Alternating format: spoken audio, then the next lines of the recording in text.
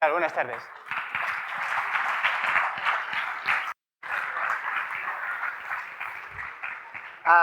Voy a recortar un poco esto porque me he enterado hace un rato que tengo solo 30 minutos en lugar de una hora.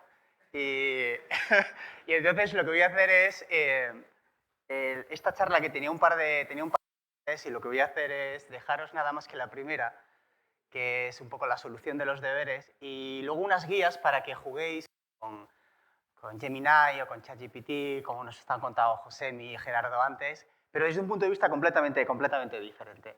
Yo soy más de los malos, sí, como decía Jorge, o por lo menos es de lo que voy a hablaros hoy. No sé cómo... Ahora sí.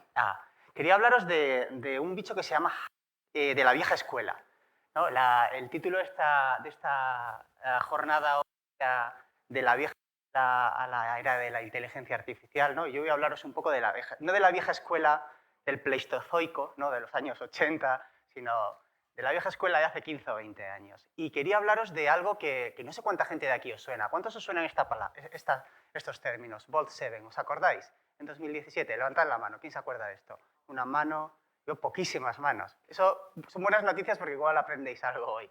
En el año 2017, bueno, si consigo dominar esto, en el año 2017, un tipo que supuestamente trabajaba para la CIA, que se llamaba Joshua Schulte, que está ahora cumpliendo 40 años en prisión, hizo unas filtraciones a Wikileaks que se llamaron Vault 7 y que desde el mes de febrero hasta el mes de octubre, en 24 partes, dio documentación relativa a numerosos artefactos que presuntamente utilizaba un brazo de este servicio para lanzar operaciones ofensivas. Tenían nombres como Year Zero, Dark Matter, Marvel, etc. ¿Okay? En noviembre prometieron que iban a liberar el código fuente de muchas de estas herramientas, pero el único que se liberó es el de una herramienta que se llama Hive, y que durante un ratito hoy, que va a ser casi toda la charla, porque de la segunda no habrá tiempo, os voy a contar de qué va, porque es muy interesante, es como el implante 101. Y en algunos cursos sobre esto me gusta utilizarlo mucho porque tienes el código fuente, lo cual es fantástico, pero además es porque es muy sencillito y si comprendes esto muy bien a nivel de diseño, digamos que te da un trampolín para entender cosas, amenazas que hoy en día son muy pervasivas, son muy prevalentes y que igual al no iniciado le cuesta más, ¿no? Lo más interesante además es que viene con mucha documentación y esto es lo que quería mostraros, que no voy a poder mostraros, vienen todos los commits en el repo. Entonces el análisis de los commits es súper interesante porque ves la evolución. Esto empezó a programarse alrededor del año 2003 y se llevó hasta el año 2010 la primera liberación, ¿ok? Y dejadme que os cuente un poquito más. ¿Por qué a mí me gusta esto, ¿no? En cursos relacionados con diseño de estos artefactos? ¿Por qué me gusta Hive? Me gusta porque en teoría, digamos, tiene un sello de calidad, tiene pedigrí, ¿no? Dices, bueno, si algo se lo han desarrollado a la CIA tendrá que ser bueno, ¿no? Digo yo. Luego hablaremos de esto. Es una segunda etapa súper básica, ¿no? Es el bicho que despliegas después de explotar una vulnerabilidad y tener ya un pequeño foothold en la víctima, ¿no? Lo despliegas ahí y tiene una funcionalidad súper básica de beaconing y de acceso. Y luego a partir de ahí puedes meter más cosas, ¿no? Entonces, al ser tan sencillo, es muy fácil de analizar. No solamente, digamos, el binario, sino también todos los componentes que tiene.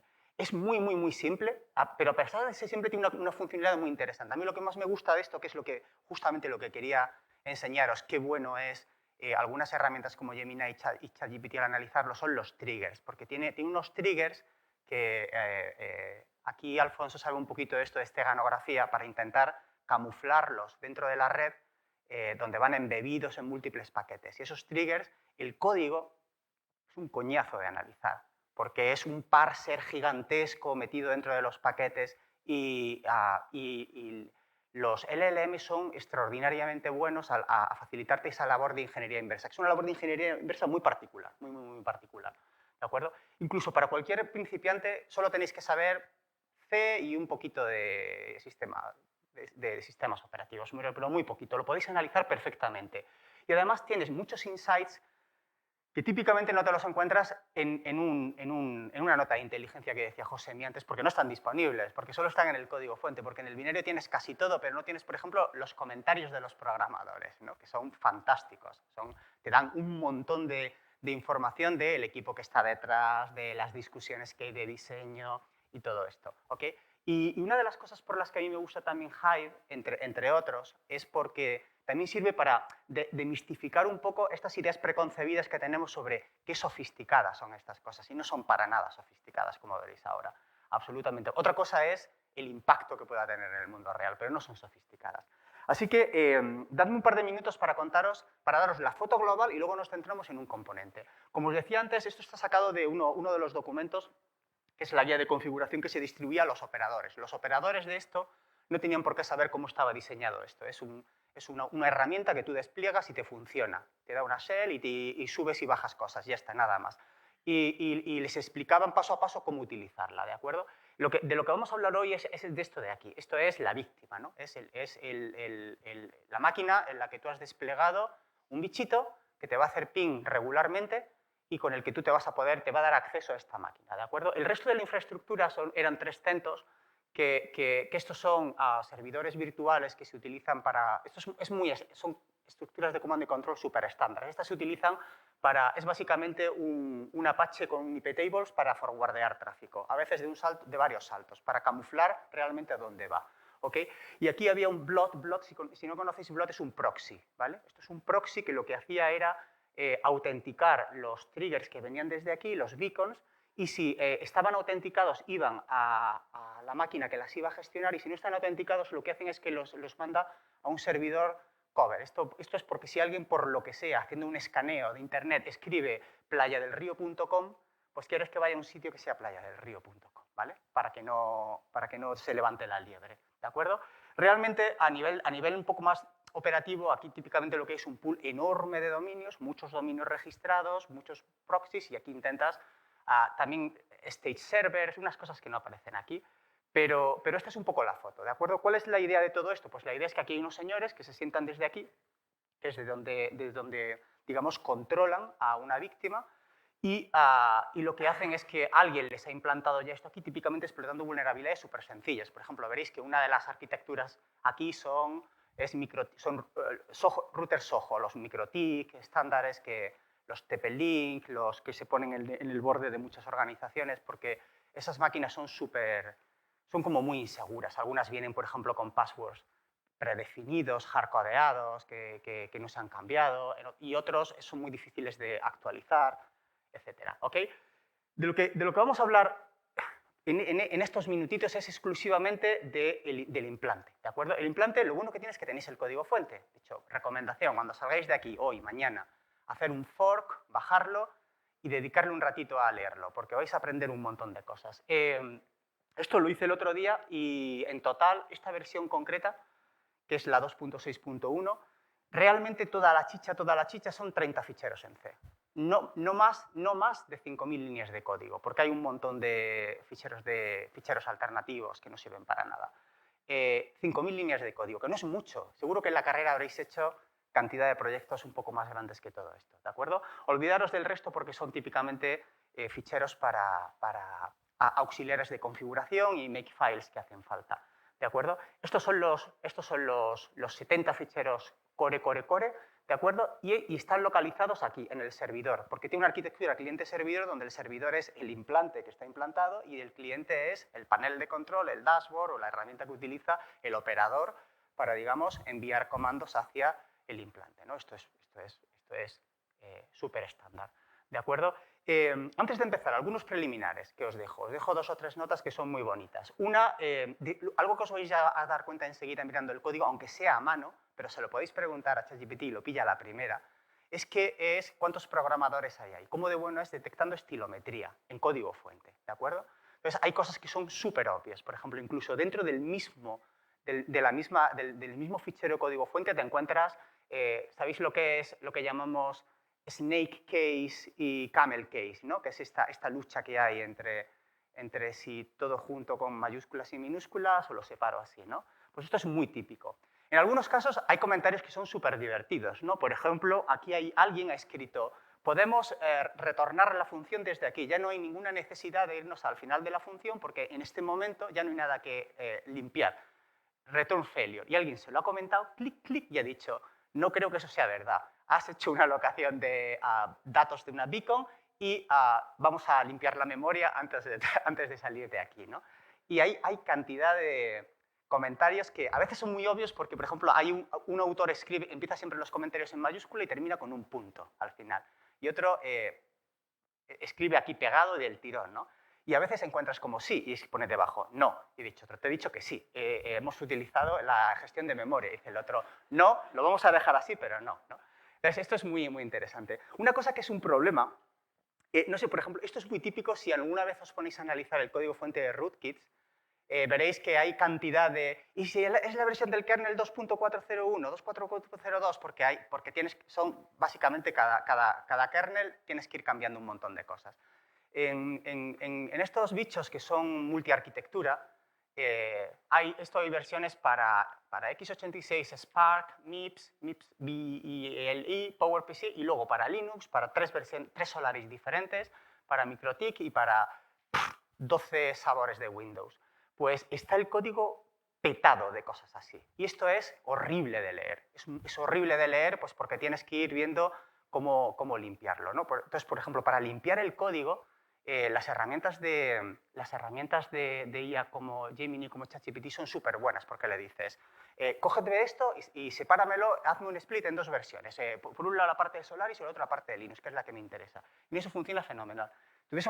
Si yo me hubiera enterado que no teníamos una hora, os hubiese puesto un vídeo, porque pensaba hacerlo al final, pero no lo voy a hacer. Otra cosa que suele ser un problema cuando estáis leyendo código es el código de debug. Esto todos los programadores medio serios lo utilizan. Lo utilizan pues porque llega un momento en el que sabéis que es muy difícil hacer las cosas bien a la primera, y entonces una de las prácticas más estándar es utilizar macros de este tipo en C, ¿verdad? Es una macro en la que tú defines aquí un nivel de debug, nivel 1, nivel 2, nivel 3, hasta nivel 8 o 9, ¿verdad? Y entonces, básicamente vas haciendo por todos lados, vas poniendo DLs, DLs, DLs, y según el nivel de debug que tengas, lo vas a ver o no lo vas a ver, ¿de acuerdo? Esto, para que lo tenéis en cuenta, le echéis un vistazo. Y luego, por otro lado, es súper obvio que este proyecto está utilizándose hasta el año 2021, que yo sepa. Sigue evolucionando desde el principio. Veis comentarios como, por ejemplo, veis muchos to-dos, ¿no? Veis cosas como, por ejemplo, llegado a este punto, no estoy seguro si esto debería ser ok o no ser ok, ¿no? Por ejemplo, alguno que me gustó mucho, recuerdo cuando la primera vez que yo leí esto hace ya la pera, hace muchísimos años, me hizo mucha gracia, perdonad, este comentario, que decía, hay un momento en el que para recibir el trigger tienes que ponerte en modo promiscuo y beber todo el tráfico que llegue por la interfaz, ¿no? Entonces, para un caso concreto que era Linux, tenían hardcodeada ETH0, ¿vale? Yo abro ETH0 y leo de ahí, ¿no? Que supongo que sabéis todos lo que es, ¿no? Entonces hay un comentario que dice, ¿cómo de seguros estamos que va a haber una interfaz que se llame ETH0, ¿vale? Entonces dice uno, en la sección 17,5 del Stevens, que es como la Biblia de la programación en Unix, hay una función fabulosa en la página 469 en la que puedes recuperar una lista de todas las interfaces que tiene la máquina y probarlas, ¿no? Y tal. Pero hoy, esto de hoy no tengo tiempo, ya si eso, el próximo día, ¿no? Y esto es... Hive no es ninguna broma, estás hablando de un producto que se supone que es, ¿no? Que es en apt es la A, ¿no? Una de las A's es esto. Bueno, pues está lleno de cositas así, que son son muy divertidas, muy divertidas. O cosas como, por ejemplo, tenemos aquí en el laboratorio 16 o 17 microtics distintos, porque todos estos routers de Lerch son como un objetivo número 1, pero solo lo hemos probado en 2. Y en los otros, crucemos los dedos para que funcione, porque no he tenido tiempo, ¿no? Y es como muy divertido. Los comentarios, una de las cosas más interesantes que podéis hacer es extraer todos los comentarios y pedirle a Gemini que haga un análisis de sentimiento para ver un poco pues, cuántos estilos hay ahí, qué está pasando. Y tiene una inteligencia muy bonita, muy bonita. Yo no lo he hecho a gran escala. Me gustaría, a ver si tengo tiempo de hacerlo este año, pero no lo he podido hacer todavía, ¿vale? Venga, paso a contaros algunas cosas súper detalladas y muchos detalles técnicos me los voy a saltar. Algo muy importante que tenéis que tener en cuenta cuando, si le echéis un vistazo, si aquí alguien sale de aquí picado y dice, pues este fin de semana me lo estudio, es que es el sistema de autenticación que tiene, que es muy bonito, es súper sencillo, pero funciona muy bien. Y es que tenéis que tener en cuenta que cada implante se lo ejecutan con una password, es un password que se hace un hash doble dos veces, esto es muy estándar, y que se mantiene en memoria. Y esto es importante porque luego el post, que va a hacer el listening con el que hablan los implantes, si no recibe la clave correcta, lo ignora, ¿vale? Y esto está pensado para que si los azules, ¿no?, lo detectan y quieres intentar ir hacia el post, hacer el listening post, detectar rápidamente que la clave no es la correcta. Está ahí escondida en el trigger, es de una forma bastante bonita. ¿Ok? ¿Cómo se lanza esto? Imaginad que un operador que ya le han dado esto, ¿no? Se los dan además parcheados. Y lo único que tienen que hacer es ejecutarlo. Y cuando se le ejecuta, pues funciona con los siguientes parámetros. Y estos parámetros son muy sencillos. Les tienes que pasar la dirección IP con la que va a hablar y el puerto. Este es el del listening port, porque desde ahí lo van a forwardear, ¿vale? Digamos, la herramienta, el panel que está al final no lo ve el implante nunca. Tú solamente hablas con una IP o un dominio, ¿ok? Que es, digamos, ese playadelrío.com que había al principio, y desde ahí ya la configuración de IP tables o lo que sea se encargará de forwardearlo y de encaminarlo hacia donde sea, pero tú no quieres aquí tener esto hardcodeado, ¿de acuerdo? El password, y luego tiene un sistema muy bonito, que esto es lo que digo que es más difícil de analizar a nivel de código y que Gemini ChatGPT funciona muy bien para esto, que es que intenta que todo el sistema de triggering se enmascare con el tráfico a nivel de red, y lo que hace es intentar imitar el jitter y la varianza de los paquetes. Porque si no, si tú lo programas para que cada minuto mande un paquete, te va a generar una anomalía que es clic, clic, clic, clic. Vas a tener ahí un reloj que cada minuto te pega, ¿vale? Entonces, todo el sistema de beaconing, todos los paquetes, por ejemplo, de una shell remota, están muy bien diseñados porque lo que hacen es meterlos en una cola y enmascararlos con el tráfico de la red, para que a nivel volumétrico no veas, digamos, un pico regular, ¿de acuerdo? Esto le puedes pasar por parámetro aquí cuánto jitter puedes tolerar a nivel de red. Esa parte es muy interesante. Desde el punto de vista exterior, si tú no quieres saber cómo funciona esto y lo único que quieres es ejecutarlo, como veréis, lo que hace es que establece una sesión SSL con el cliente, ¿de acuerdo? Y se queda escuchando en un puerto, ¿de acuerdo? Cuando aquí le llega el trigger de despiértate, entonces hace un fork, llama de vuelta a casa, ¿de acuerdo? Y aquí en esta vuelta a casa le da una shell con unos comandos básicos o una shell estándar, la que tú quieras, ¿de acuerdo? Todas estas sesiones, una a una, son las que tienen algunos comentarios que son muy interesantes y una implementación muy interesante. ¿Por dónde empezamos analizando un programa? Por main, ¿no? Siempre, ¿no? Tenéis ahí un repo con 72 ficheros, y dices, échale un ojo, ¿qué haríais? Pues lo más interesante de todo es cogerlo todo, y metérselo a Gemini o a ChatGPT y decirle, explícame todo lo que hay aquí, ¿vale? Pero antes de eso, yo os recomiendo que cojáis estas slides, que luego las tendréis por ahí públicas en algún sitio, y le echéis un vistazo paso por paso a los ficheros que os voy a decir, porque ahí vais a ver primero cómo funciona y después qué hace bien y qué no hace bien las herramientas de análisis de código, ¿ok? Al principio es muy básico, muy básico. Lo primero que hace es esencialmente demonizarse y tirar dos hebras, ¿cómo se dice? Thread, hilo, dos hilos, ¿vale? Entonces voy a pasar muy rápido sobre esto porque lo que hay aquí es una función súper aburrida, que lo que hace es parsear. Este es el típico bucle de getUp que tienen todos los programas para leer los parámetros desde memoria y subirlos eso es lo típico, ¿ok? Y luego, una vez que está aquí, una vez que ya lo ha cogido todo, lo que hace es crear un fichero que se llama SD es de self-delete. Y esto es porque una función muy curiosa que tiene, que está un poco escondida, es que si lleva mucho tiempo sin recibir noticias del controlador, se autodestruye, ¿vale? Se autodestruye. Y Y a mí la parte que más me gusta de Hive es un problema que tiene con el tiempo, que os lo voy a contar. Cuando vea que me queda un minuto, me lo salto todo y hablamos del final del tiempo, que es un problema técnico súper bonito. Y este fichero lo utiliza para no depender del reloj del sistema, porque los hago un poco de spoiler. Los operadores de Hive descubrieron muy pronto que una gran parte de sus objetivos tenían relojes que no eran estables o que no eran fiables, ¿vale? Porque muchos servidores antiguos no están conectados a NTP y entonces te dan la hora que les da la gana y a veces es con mucha varianza y muchos dispositivos tipo routers, Soho, cuando rebotan vuelven a época cero y se ponen a las 12 de la noche de 1 de enero de 1970, ¿ok? Y, y entonces dijeron, ¡buah! Si no me puedo fiar de la hora que me da el sistema, ¿cómo sé yo cuántos días llevo aquí viviendo? Y se inventaron una forma súper bonita de intentar, creando ficheros, tocándolos. Y este juega un poco esa labor, ¿vale? Ese fichero de ahí que juega esa labor. Lo más interesante de esto es que cuando termina, digamos, de hacer todo el parsing, la función de main es muy sencilla. Lo que hace es, ¿sabéis lo que es un daemon en Unix? ¿No? Es un proceso que se ejecuta en background, que se desconecta del terminal, ¿de acuerdo?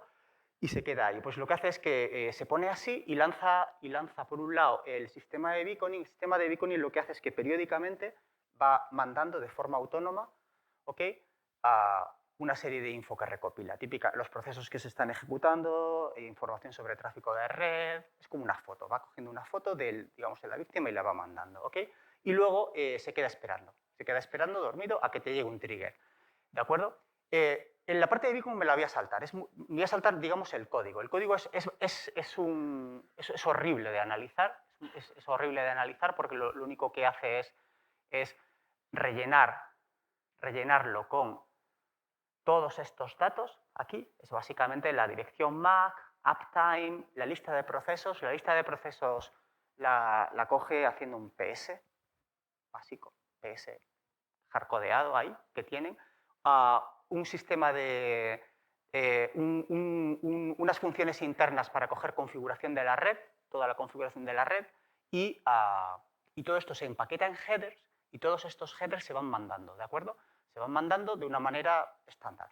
Una parte muy interesante es cómo se ejecutan los comandos. Si alguna vez queréis, digamos, a bajo nivel, comprender cómo funciona una RAT o si queréis hacer una de juguete, pues la verdad que hay otras opciones más sencillas, pero esta es interesante porque es muy básica. Tienes un conjunto de utilidades básicas para ejecutar comandos y luego el protocolo de beaconing, que es muy sencillito. Es súper sencillito. Es rellenar un paquete, ¿ok? Y esta es la parte en la que el análisis de código fuente se facilita muchísimo por una herramienta como yo he probado ChatGPT, no he probado con Gemini, ¿ok? En el que le dices, reconstrúyeme a partir de esto la típica estructura de paquetes en la que quiero decir cuánto ocupa, ¿vale? ¿Cómo me haces, digamos, la ingeniería inversa del protocolo que está enviando esto? Que es lo que quiero coger, ¿vale? Esto, a mí me gusta mucho la parte de triggers. El trigger es una señal que desde el cliente se le manda al implante para decirle, háblame y dame una shell que quiero enviar comandos, ¿ok?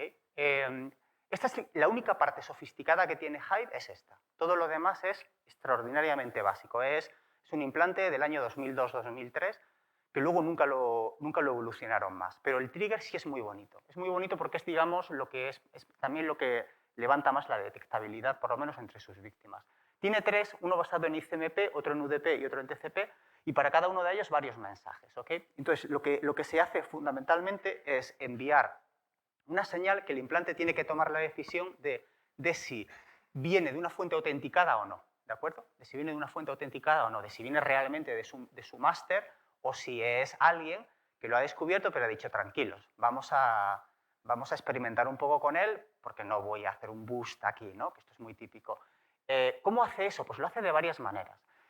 Hasta la versión 2.5, digamos, la estructura del trigger es esta, que es muy sencilla. Tienes aquí muchos datos random. Estos datos random se generan aleatoriamente entre un valor mínimo y un valor máximo. Y eso se hace para evitar la creación de firmas basadas en la longitud, que diga siempre es un paquete de 230 bytes basados en tal. Entonces le metes mucha aleatoriedad, ¿de acuerdo? Y luego, la parte de dentro, lo que se hace es que parte de esos random bytes se utilizan como XOR para hacerle un XOR a todo esto. Entonces, de esta manera, ningún trigger tiene exactamente los mismos bytes, ¿ok? Simplemente le vas metiendo un poco de polimorfismo súper básico. Lo que hay aquí dentro del trigger, que es lo que le manda, recordad, es lo que le manda el cliente, o sea, el operador al implante. Lo que le mandas ahí es una dirección IP y un puerto al que tiene que conectarle de vuelta, ¿no? O sea, lo que le estás diciendo es, escúpeme una shell a este sitio, ¿vale? Dame una shell de vuelta a este sitio. Y esto la vas eligiendo sobre la marcha, ¿de acuerdo? Entonces, esto, los tres problemas fundamentales que tienen, es que se colaron en el diseño del trigger y el paquete ICMP y el paquete, el paquete TCP y el paquete UDP resultante no es compliant con el protocolo, ¿vale? Entonces corres el riesgo de que muchos cortafuegos te lo capen porque no tienes porque básicamente lo reconocen como algo que no es TCP, ¿de acuerdo? Y luego vi otro problema, y el problema fundamental es que era muy fácil sacar firmas de los de ICMP. Entonces, para evitar estos problemas, intentaron hacer un cambio de firmas que resultó ser un poco complicado y tuvieron que hacer algo que no les gustó demasiado a los programadores, y es que tenías que recurrir a una cosa que se llaman raw sockets, que supongo que muchos los conoceréis, y para utilizarlos tienes que ser root.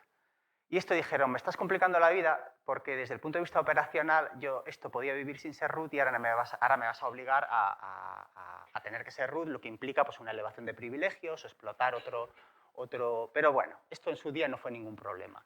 ¿Okay? Lo más interesante de todo esto es que tuvieron que quitar muchos de estos porque se dieron cuenta que alrededor, yo no sabría decir en qué año, pero digamos que hubo un momento en el que en entornos corporativos se empezó a filtrar cantidad de ruido. Por ejemplo, tráfico ICMP nunca sale a Internet, mientras que antes sí, ¿no? Y entonces muchos, a nivel de diseño dentro del código vais a ver cómo hay muchos elementos que se han ido deprecando porque dije, no, esto ya no podemos hacerlo, esto ya no podemos hacerlo, esto ya no podemos hacerlo, ¿de acuerdo? Y lo mismo con cosas como, por ejemplo, el comentario que os he enseñado antes de, vale, ¿y en qué interfaz escucho? ¿No? Porque si no es ETH0, ¿dónde ellos escucho? ¿De acuerdo? Hay un comentario muy bonito sobre un bug de Windows 2000 que cuando abres raw sockets no ves paquetes UDP. Y era un bug que tenías que aplicar. Entonces decía, si mi víctima no ha aplicado el parche, no está parcheada, entonces no puedo leer paquetes UDP, ¿ok? Con lo cual no me sirven tampoco esos triggers, ¿no? Que es una parte bastante interesante. Aquí os he dejado una versión simplificada por ChatGPT del código. En plan, coge el código, quítale todo, si es Linux, si es Solaris Spark, si es Solaris x86, quítale todos los comentarios que hay y déjame el esqueleto. Si yo tuviera que enseñar en 10 minutos el esqueleto, ¿cuál sería? ¿No? Y me da este esqueleto. Me dice, bueno, pues esto lo que hace es que abre el socket y while 1, o sea, este bucle, ¿de acuerdo? Entonces, este check timer de aquí, que lo vamos a ver al final, es para autodestruirte. Si hace mucho tiempo que estoy aquí, entonces me muero. ¿De acuerdo? Y si no, miro esta asignatura, que básicamente es un proceso de autenticación, y si es así, saco la clave, autentico el trigger, y si no, pues hago un fork, y ya está. Y ya abro la shell. ¿De acuerdo? Es así de sencillo. El callback es... me lo ha simplificado demasiado, porque la simplificación que me han hecho ha sido, básicamente, pongo una alarma para conectarme. Esto es porque cuando no quieres decorrelar la señal que te llega de trigger de devuélveme una shell, tú no contestas inmediatamente, ¿vale? Entonces te dice, mándame una shell.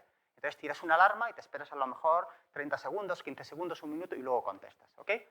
Pero no, porque si no haces un ping-pong que digamos, es como no es bueno, ¿vale?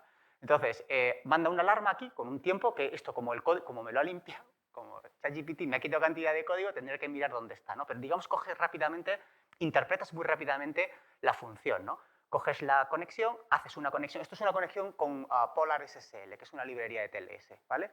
Y en esta conexión, básicamente, empieza la sesión, ¿de acuerdo? Lo siguiente que es la más simplificación, esto es muy típico, los analistas, aquí están los que se dedican a esto, os contarán que cuando estás analizando un bicho de estas características y no está ofuscado, etcétera, llega un momento en el que te encuentras el típico switch, ¿no? El típico de, ¿no? Llega un paquete que es un comando, hay como un parsing y luego aparece o bien la tabla de jumps o el switch enorme, ¿no? Y dices, bueno, esto es lo típico de una RAT o de un bot al que le estás diciendo exit, upload, download, ¿no? Y cada una te va llamando a una función que es la que se encarga de esto, ¿no? Pues aquí tenéis el código de todo esto limpito, limpito, limpito de leer de TLS. Esta es la función súper básica, ¿vale? Y ya para terminar, que no me voy a pasar, os cuento 4 cosas súper divertidas de Hive que ayudan a entender un poco cómo funciona. Los diseñadores hicieron algo que yo nunca hubiera hecho, que es utilizar TLS sin criptografía. Hay una opción que utilizo TLS y quito la criptografía y yo pongo la mía, ¿vale? Y la mía es una cosa que se llama XT, que es un algoritmo criptográfico súper sencillo, pero querían tener más control sobre eso. Y esto es una de las cosas que siempre pasan los años y le sigues dando vueltas. ¿Por qué utilizan TLS 1.2, primero 1.1, luego 1.2, sin cripto? Y prefieren utilizar su propia cripto, ¿no? Esto pregunta, ¿no? Segundo, para la autenticación utilizaban un certificado impersonado de Kaspersky. No es un certificado, o sea, es un certificado que ponía Kaspersky, pero que lo habían generado ellos. De hecho, hay unos scripts para generarlos de OpenSSL en el que aparecen ahí pues, firmados por Comodo, eso sí. Hay una cosa que es muy bonita, muy bonita, muy bonita, que cuando la ves dices, ¿por qué habrán hecho esto? Estábamos hablando antes, aquí Josemi y Gerardo han hablado cantidad de ofuscación, ¿no? Entonces veréis en el código fuente que hay un fichero que se llama functions strings que está lleno de defines, ¿no? Y aparece release netstat rn y pone aquí tracatran. Self delete, check timer, update file, para todas las funciones del código fuente aparece esta cadena de aquí, ¿no? Y dices tú. Entonces, esto, ¿sabéis cómo funciona el preprocesador de C, ¿no? Esto lo que va a hacer es que justo al principio, antes de compilarlo, va a renombrar las funciones, ¿no? No se va a quedar ninguna función así. Dices, no sé, strip, ¿no? O sea, ¿para qué te complicas la vida con esto? Si a nadie, si a quién pone en el mercado, quién pone ahí in the wild un bicho con sus símbolos. Bueno, algunos seguro que se le escapa, no me extrañaría. Pero no es, digamos que no es normal, ¿no? Es muy amateur eso, ¿no? Típicamente haces un strip y le quitas todos los símbolos. Entonces, ¿para qué te complicas la vida con esto, no? Entonces, empiezas a preguntarte, y la solución es muy bonita. Es una solución muy, muy, muy bonita que está en un comentario además. Y es porque en algunas versiones, en algunos sistemas operativos, por ejemplo, en Solaris, ¿de acuerdo? En Solaris, si la tabla de símbolos no está contenida enteramente dentro de un segmento, strip no te la quita, ¿vale? Y entonces tú haces un strip y al binario y el elf resultante sigue teniendo su tabla de símbolos ahí, ¿vale? Y esto es lo típico que yo creo que alguien se pegó alguna leche alguna vez y dijo, ¿qué está pasando aquí, no?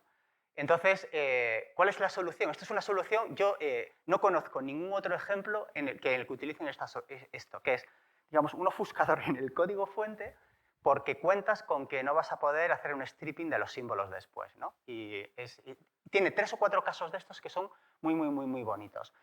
Algunos como por ejemplo este, que es arc-argv, los argumentos que le pasas, ¿de acuerdo? Borrarlos de memoria, borrar la memoria, básicamente pues para que no los veas ahí en la memoria cuando hagas un